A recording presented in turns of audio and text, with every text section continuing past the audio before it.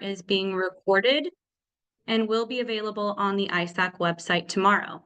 There will be time for questions throughout the presentation, so please put those in the Q&A box at the bottom of the screen.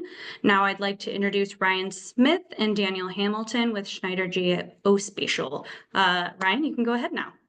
Thanks, JC. Appreciate it. All right. Well, thank you, everyone. I'm not sure if you can see my face on the screen or not. So I'm working with dual screen. But here we go. Well, I just want to say hello. Welcome, everyone. As JC said, my name is Ryan Smith, and I'm the Schneider Geospatial Senior Account Executive for Iowa. And I've been with Schneider now for about 15 years, give or take, and really happy to have this opportunity today to be part of the ISAC webinar series. It's a great opportunity, and I specifically wanted to do something that was new from Schneider, and also too right before spring ISAC. So in case you guys have any questions next week, if you'll be at the conference. So today this webinar is specifically for I specifically targeted Iowa County engineering offices and then also secondary roads. So I just wanted to introduce today. Let me take a step back. We have a fantastic session planned today. I'm excited to introduce our guest speaker, Danielle Hamilton. Danielle is a product specialist for the Midwest, focusing on the Simplicity platform. And she's been with Schneider Geospatial now for about a year. She brings a wealth of experience in asset management and GIS, and she has previously served as an asset system administrator for the city of Arlington, Texas. And then also she served as a GIS manager for the city of Hurst, Texas. So please join me in welcoming Danielle. Say hello, Danielle. Hello, happy to be here. All right, so this first slide, I really just want to show we have just been on a lot of growth, as you've probably seen with Schneider, maybe more locally in Iowa, but I wanted to kind of give that view from the United States. While you do see me locally, I'm sometimes going to some other conferences around the country, and it's really been neat to be part of the growth of Schneider. New logo, new colors, all that fun stuff, right? But here's the timeline there of just that path that we've kind of gone on.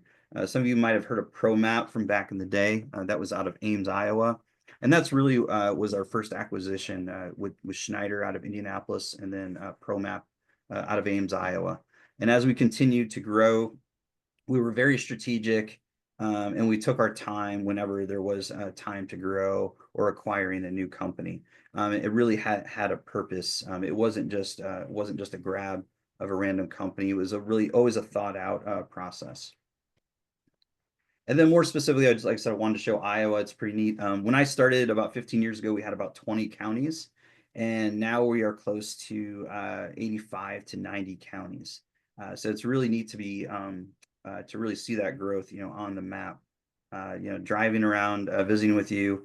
And so with that expansion, it wasn't just expanding Beacon, it's also going to new conferences, being involved with new departments, not just Beacon focused or ISAC. We started to go to other conferences like ICEA, and also maybe county and planning and zoning meetings as well. So something you're going to hear a lot from us is this term here, which is empowering communities with location-based data. This is something at Schneider that we've always done. It's just now more formalized. This is something that's always going through our thought process when we're doing a project, when I'm on the phone with you, when I'm visiting with you.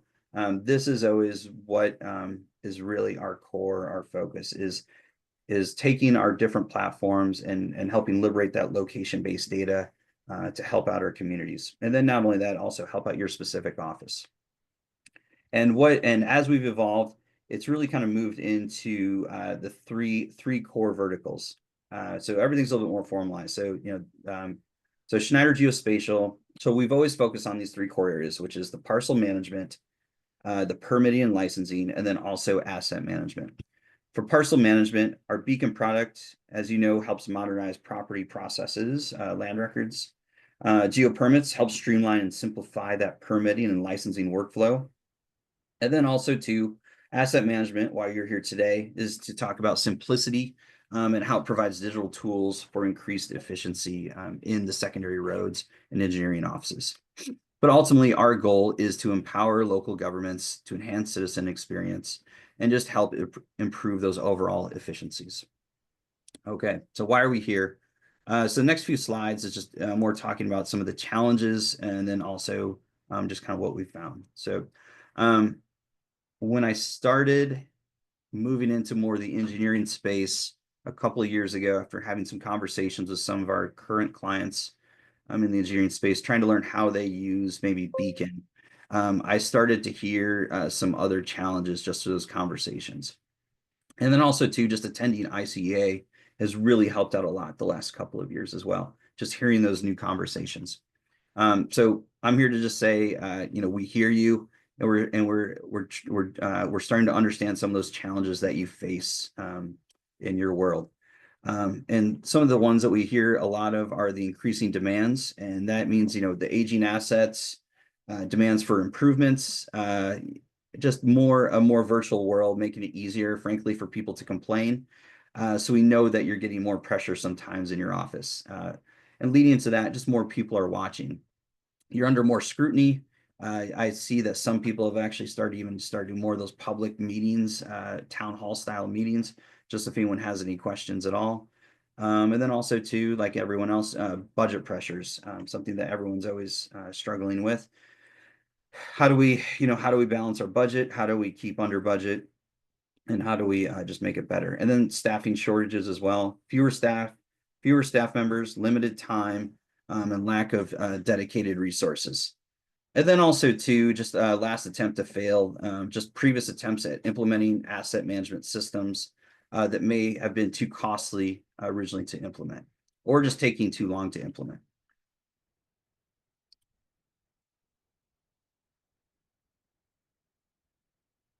Ooh, excuse me. So on the asset management side and the software side, we've heard some common frustrations as well. Maybe the software is too confusing, too counterintuitive. Common one, too many clicks or multiple tabs, or the use of or just the data entry being duplicated all the time. So how do we fix those? Or just frustrating reports. And also too, we've heard about challenges with some of our competitors. Maybe it's poor support, inexperienced staff, rapidly escalating costs, just not being consistent with that cost model. And then also too, just revolving door of personnel. So really, so what sets us apart? So why us and why now? We're trying to raise that bar in local government. You've seen us do that with our Beacon platform. You've seen us do that with our Geo permits platform. And now we're moving into that asset management platform in Iowa. Everything that we're learning and we're doing with asset management is thinking about the field crews and making their jobs easier. So we also try to provide intuitive and efficient tools for your back office staff as well, ensuring seamless workflows across your entire operation. We do understand that your work doesn't stop, and so our software is built to work for you 24 hours a day, 7 days a week. You can buy only what you need. You can buy and implement. You can implement that in different phases, or you can focus on different areas that matter most to your field crews. So with all that being said, I know I'm kind of rambling a little bit. Let's transition to Danielle. So what Danielle is going to focus on today is she's going to focus on the Simplicity Fleet, Simplicity Streets or Roads, and then also our Simplicity Core. The last thing I forgot to mention is too, as Danielle is getting ready, is also I'm going to make sure that we spend some time talking about the reporting aspect as well. So while Danielle is presenting the live demo, I'm going to be monitoring the Q&A box.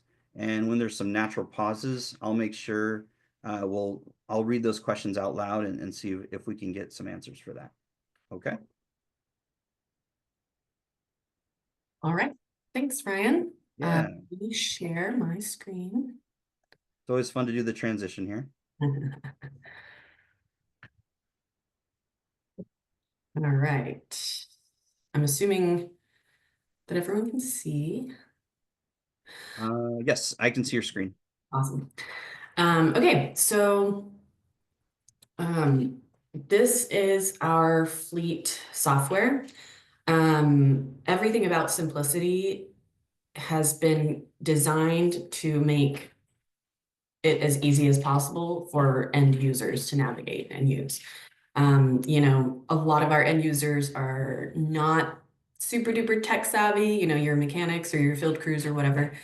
So we try our best to make things as easy as possible. And then there's also some tools for office staff or administrative staff in here as well. So this dashboard would be kind of that tool for the county engineer or other administrative staff to get a quick high-level look at what's going on with their fleet department. So you're going to see repairs that are being scheduled in progress. You're going to see preventative maintenance scheduled and in progress. You're going to see a quick snapshot of what you're spending on your fuel if you have a third-party fuel vendor that we can integrate with. And then how many open issues you have, which is like an operator of a vehicle or a piece of equipment that reports something wrong with it. So that's a high-level view. Shop manager is going to be where whoever is, you know, managing your fleet and the mechanics are going to kind of work out of here a lot of the time. And so here they're going to be able to log in the morning. The system will automatically be putting things on their plate that are coming up based on, you know, mileage or hours on the engine or a certain number of days. However you would like to set that up, it's customizable. And so those things are going to show up here in your shop manager. Whoever manages this will have slightly more access than, say, like just a mechanic. So they can come in here and they can assign the work to a specific person. And so then when your mechanics sign in, all they're going to see is what's assigned to them. So this right here is like the vehicle name that you may have assigned to it. And these are often what people use to search by, and then you can expand it and you can, this here is going to be the vehicle profile. I'm not going to go through the whole thing because there's a lot in there, but this is where you put in all the information about that vehicle or piece of equipment. We call them vehicles, but you can put any kind of equipment that, you know, fleet works on in here. You're also going to see issues. So, oh, this is repair records. Sorry. You're going to see repair records. So like something came into the shop and, you know, you've noticed that something's wrong and you need to work on it. It's designed to be worked from the top down. Super easy questions for the mechanic to go through and fill out, add their notes. They can add their time so that you're able to like fully track how much time and money, if you include their pay rate, how much time and money is being invested in each vehicle or piece of equipment. You can add your parts and materials here so that you know how much you're spending on those items for each vehicle. And then if you happen to, you know, maybe you contract out transmission work that's very technical to a third party or something like that, you can track those costs in here as well. You'll see a full history in here for the vehicle. And this interface here is going to be very similar in every, you know, pop-up module window that you see. And then once they've completed their work, they can close it out, add some photos or anything like that. And you'll see down here, if you are tracking costs, you'll get a full summary of the total cost of this particular repair. Then we have, these are called PMAs in our default view, but it just means preventative maintenance. A PMA is typically, and you could rename it, it's typically an oil change, filter change, that kind of every 3,000 miles sort of service or 5,000 miles or whatever it may be. So as they perform those preventative maintenance items, they can come in here. It's going to ask them to check on all kinds of things. Since you've already got the vehicle in the shop, you may as well. And they'll just walk through top to bottom, answer the questions. We leave most of them not required in case they can't answer it. We don't want to hold up your workflow and you can't save it because they didn't answer a question. And some of them don't apply to every vehicle. So very similar, you're going to be able to track time, parts, materials, what have you. So Danielle, when someone starts out with this, will they import the data first, or is it more of a parallel approach where Yeah, fleet's a inputting new stuff? Yeah, fleet's a pretty easy setup, I would say, compared to some other asset management groups. So first thing we're going to do is load in a list of all your vehicles. So you want, VIN number, year, make, model, any other information that you can provide. And then after that, the next step would be to set up these preventative maintenance profiles. So for each type of vehicle, like say it's an F-150, you're going to have a preventative maintenance profile for F-150. So like, every 5,000 miles, I'm going to change the oil. Once a year, I'm going to do a thorough inspection. And then we have additional ones that you can customize however you like for whatever type of vehicle it is. So, it might be like a backhoe or something like that that has a very specific kind of maintenance that needs to be performed. So first we would get the vehicles in, then you set up your maintenance profiles, add your list of employees, and I mean that's pretty much it. It's pretty easy to set up, it's pretty quick. And then you just start recording data, and that's when it gets really exciting, is when you start using it and you can start reporting on it and really making data-driven decisions on replacing equipment and planning out your budget based on how all of your equipment and assets are performing and what condition they're in. So, but pretty easy setup, I would say. That's why it's one of my favorites, actually. So you can track state inspections in here too, whether you do them yourself or not. It's just nice to track everything in one place, because then you're going to get reminders when those are going to be due. So that's kind of the core of it. You've got your vehicles, which you can look through a list of all of them.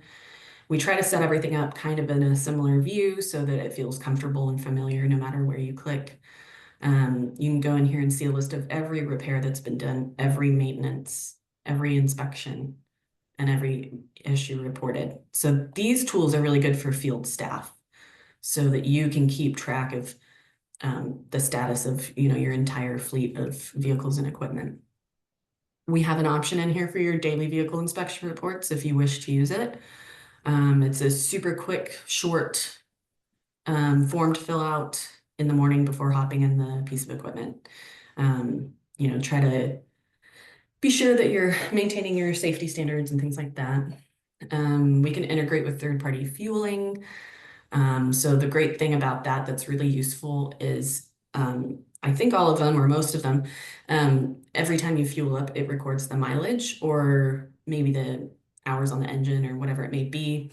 And then that goes back to your preventative maintenance. So it will know how many miles the vehicle has and start reminding you, oh, you've got an oil change coming up, or you've got this coming up, whatever kind of maintenance it is that you might need to perform.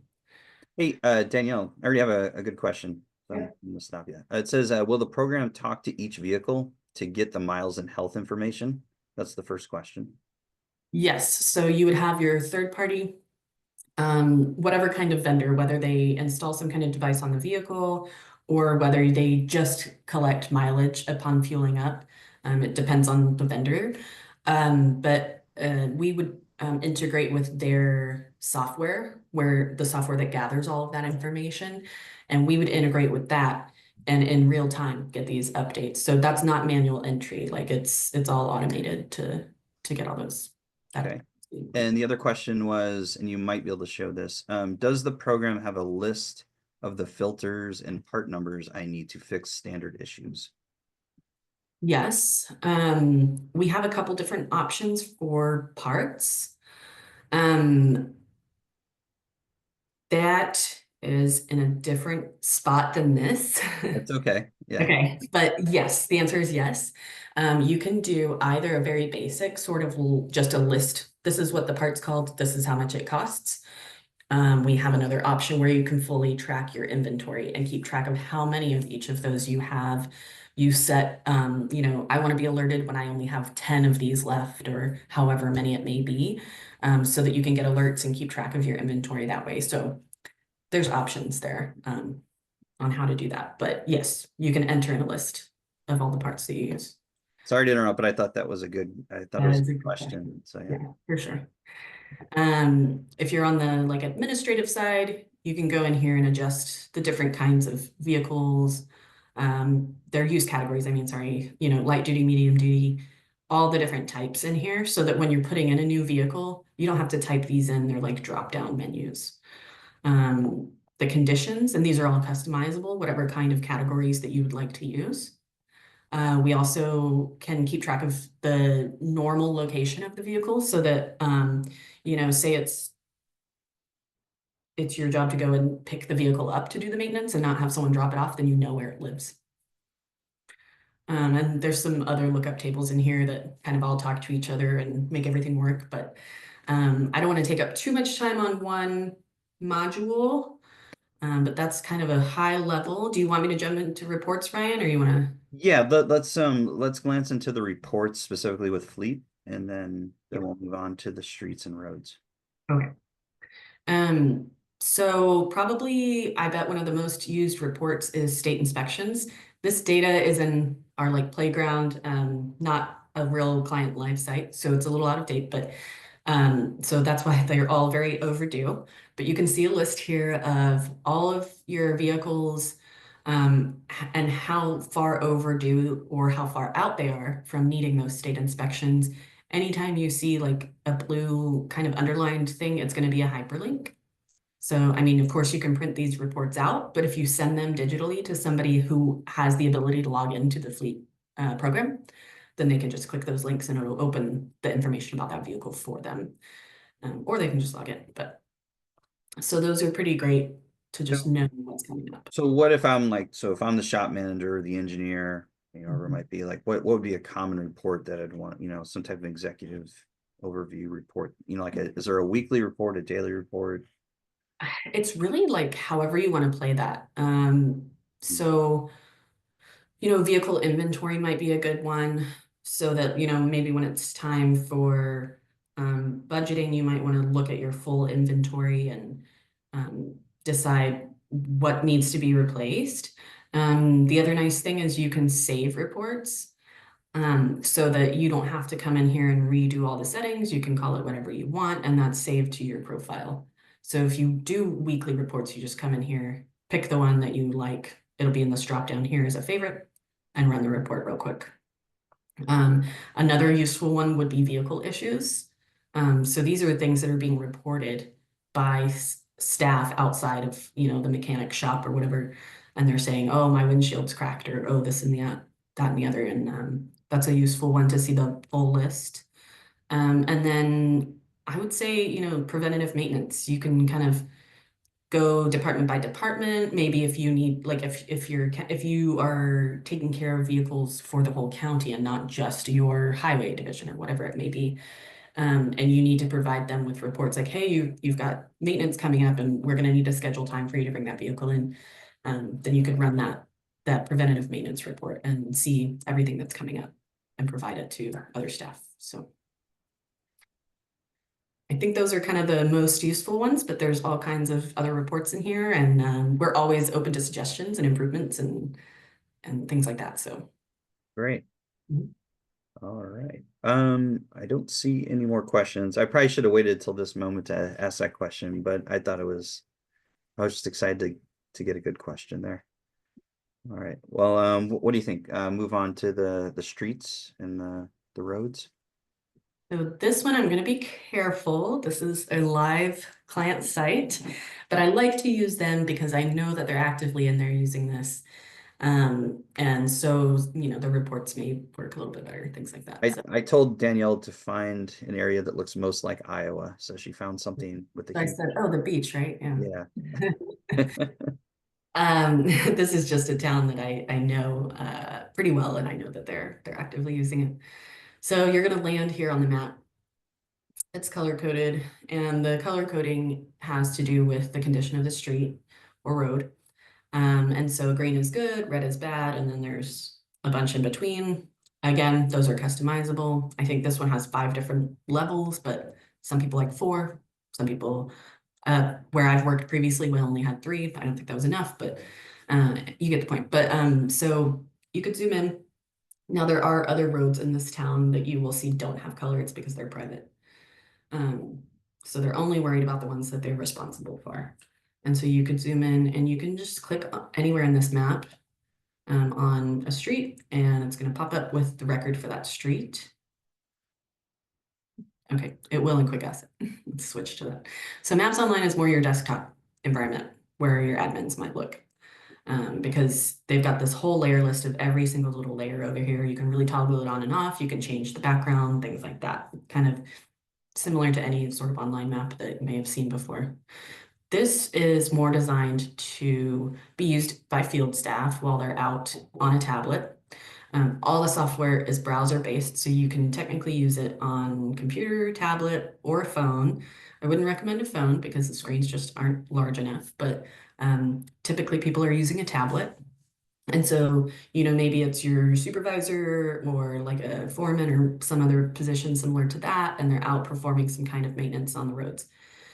While you're right there, you don't have to wait to go back to the office. You can go ahead and, maybe I'm going to go to this street right here.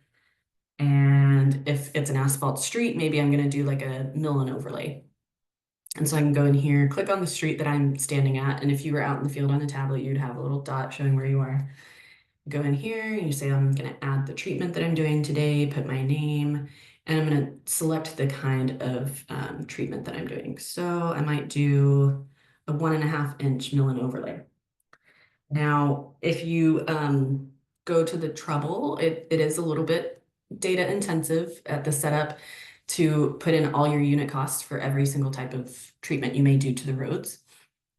Once you get those unit costs in there and you maintain them probably annually, then the system is going to take the length, the width, calculate the area, and it's going to give you an estimated cost for that repair. And then you just hit submit. And what it's going to do is it's going to update the condition of that road based on however you've set it up.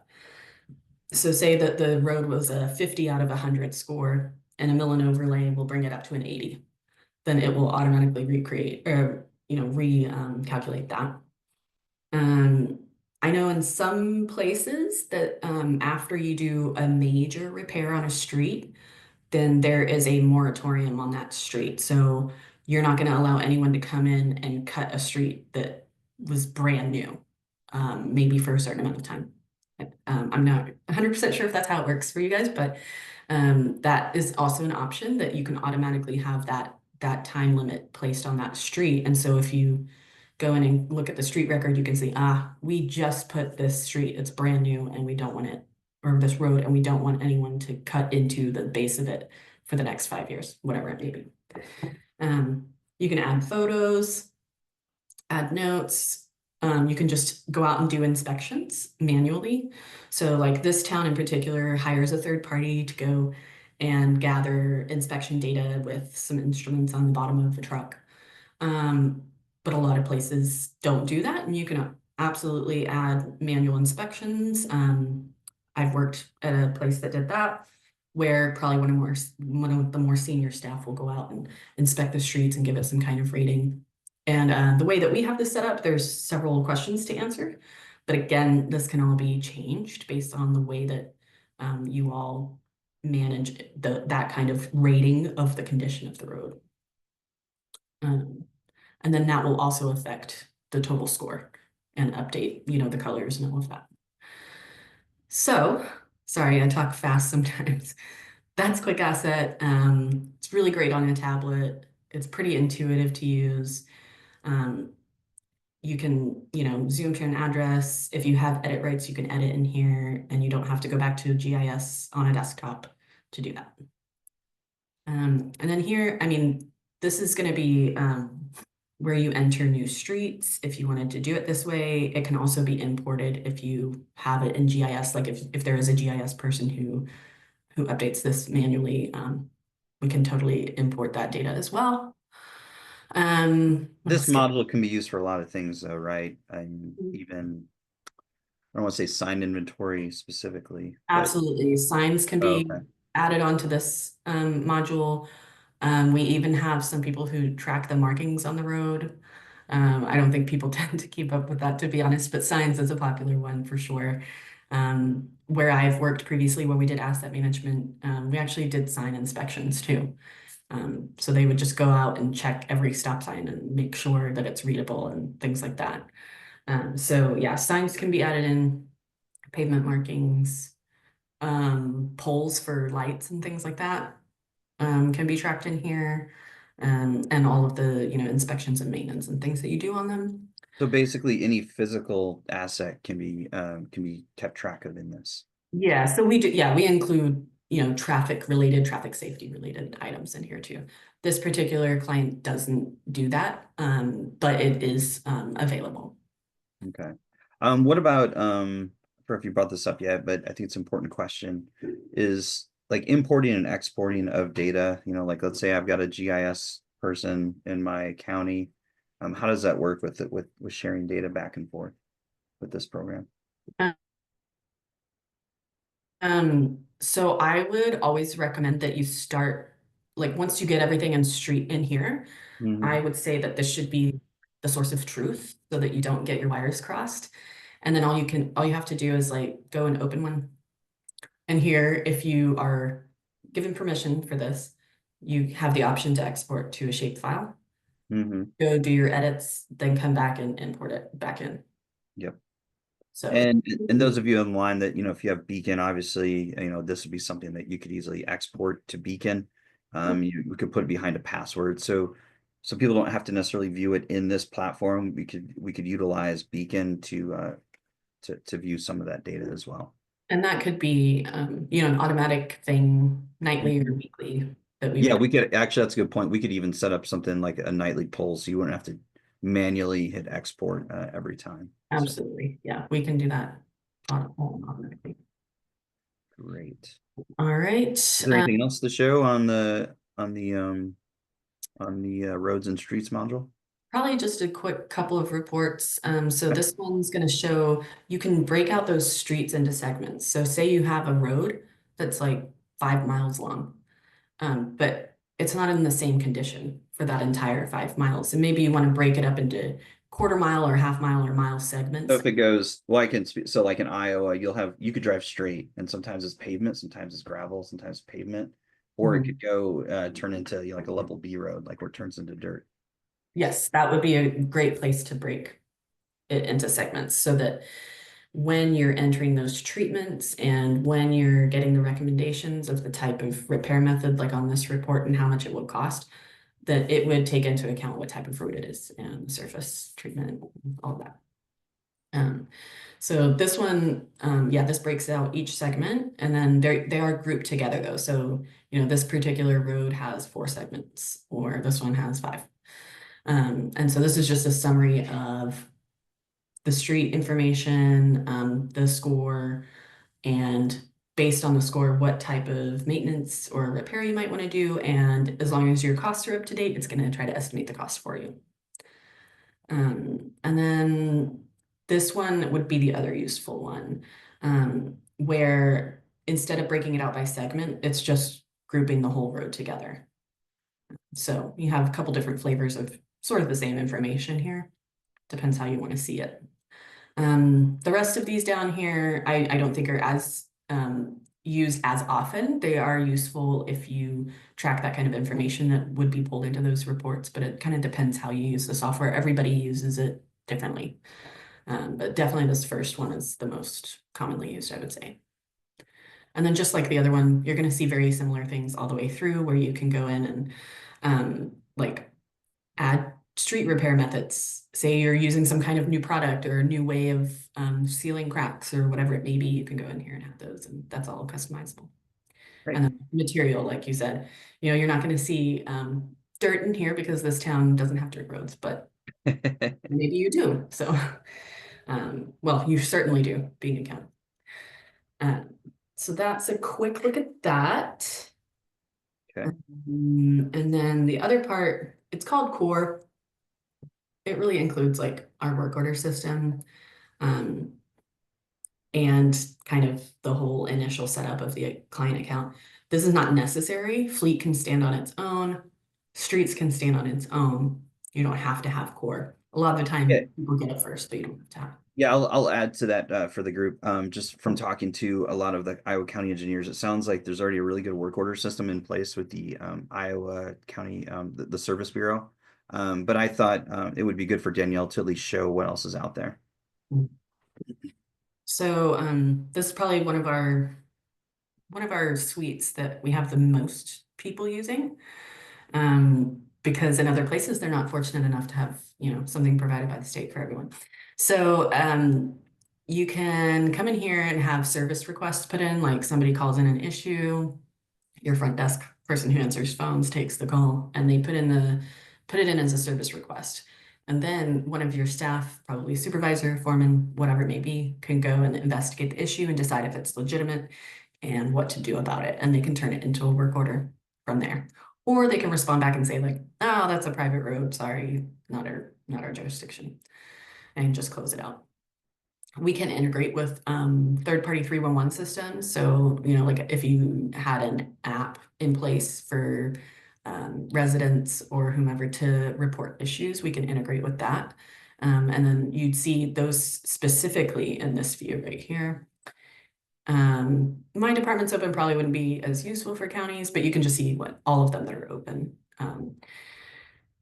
And then under work orders, again, a work order doesn't have to come from a service request. You can just put them in. So if you know that you're going to go out and do this road, this road, this road, and you're going to add gravel, you can go ahead and ahead of time set up those work orders, and then the guys out in the field can go in and enter more information as they complete the work, and then they can close the work orders as they complete that work. Although that would also fall under a treatment in streets. You can handle it either way. You can see just things that are assigned to you in here, because by the time we get to a work order, we're going to have people assigned to it, unlike a service request, which may not have anyone assigned to it right away. Everything that's open, everything that's closed, very similar view to everything else. There's always these buttons here to open an individual record and see more information, because we can't include everything in the table. It's not enough space.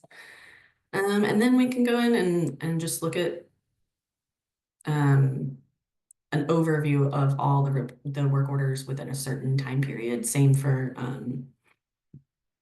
service requests. For some reason, they have their service requests. This is also a live site. Their service request reporting turned off, but it's exactly the same as work orders. It's going to look just the same. So if you want to, you know, at the end of your fiscal year or towards the end of your fiscal year, whatever it may be, you need to provide some kind of proof to, you know, your elected officials or whomever is in charge. You know, you could run this for the whole year and be like, look how much work we've done and like how much time it costs, you know, and it's really great for being able to justify your work and your budget and, you know, your value to the county. Same with service requests. They are in here. Sorry, I misspoke. Very similar. And you can set what kind of tasks you want to see, what division performed those tasks. If you have more than one division, you can set a date range. It can be custom. And then again, you can always save those reports so that you can run them again. These other ones are not, most people don't, refuse carts, that's trash bins. You're not going to use those. But these first two are what you're really going to use. And then we do have maps available in here, the same ones as you see in all the suites. This one, they don't have very many open work orders right now, but if we wanted to, you know, you could toggle on their streets. You could toggle on facilities. I know you guys probably aren't interested in stormwater or water or anything like that, but you know, this would be customized to the use case. And then same again, maps online, which is kind of more your desktop information. And like Ryan said, you know, we can export data out of here if you want to see it in Beacon instead of in here, for sure. You can also add documents. This is pretty universal for most of the suites as well. So say you have as-built plans or something like that for a road, if it was, you know, engineered, then you could store those documents in here and they would show up on the map for people in the field to be able to pull it up and see that information. Okay. I didn't know about that. The document module. Okay. Yeah, so that's kind of included across the board. And you can, it's up to the users what kind of things they might want to store in here. You know, it's often used for like plans, and then sometimes there's like hand-drawn notes and things that they might put in there, just historical information that might be useful to someone as they're out in the field doing their work. Okay. And then This is great. Lookup tables. So I don't want to spend too much time on this one though, since you guys already have a solution for that, it seems. Is there anything else, I guess, more generally speaking, that you want to show off on the reporting side, or do we pretty much cover everything with that? I think we pretty much covered it. Okay. It's a lot of information to condense into this amount of time, so I don't want to try to get like too into the weeds, but I think we hit the high notes for the most part. Yeah. Well, great. Yeah, let me check to see if there's any questions from the group. Does anyone have any questions in the Q&A box or in the chat box or anything? Double check. Looks like all those questions were answered. Well, I'll just go ahead and I'll share my screen really quick as we close out. Like I said, I always want to be very respectful of your time. Let's see.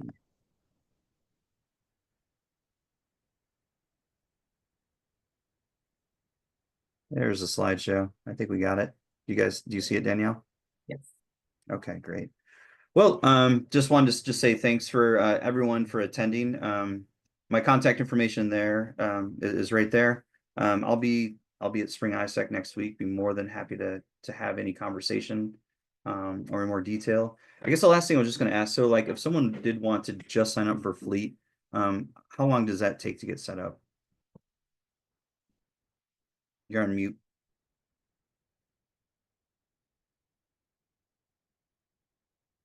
I can't, oh my gosh, I swear I clicked it like 5 times. As long as